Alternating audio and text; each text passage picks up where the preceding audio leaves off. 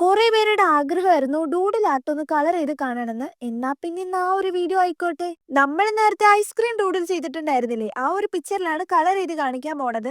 വേറെ ഒന്നുമല്ല, ഇനി പുതിയതായിട്ടൊരു ഡൂഡിൽ ആർട്ട് ചെയ്ത് അത് കളർ ചെയ്ത് വരുമ്പോഴേക്കും ടൈം ആവും. അപ്പോ നമ്മുടെ കയ്യിൽ എന്തായാലും ഐസ്ക്രീം തീമിൽ ചെയ്ത ഒരു ഡൂഡിൽ ആർട്ട് ഉണ്ടല്ലോ, അതെന്തായാലും കളർ ചെയ്ത് കാണിക്കാന്ന് വിചാരിച്ചു. ഐസ്ക്രീം തീം ആയതുകൊണ്ട് തന്നെ കുട്ടികൾക്ക് ഭയങ്കര ഇഷ്ടമായിരിക്കും. കുട്ടികൾക്ക് മാത്രമല്ല, വലിയവർക്കും ഭയങ്കര ഇഷ്ടമായിരിക്കും. അപ്പോ ഇതൊന്ന് കളർ ചെയ്ത് വരുമ്പോൾ കാണാൻ ഭയങ്കര ബ്യൂട്ടിഫുൾ ആയിരിക്കും.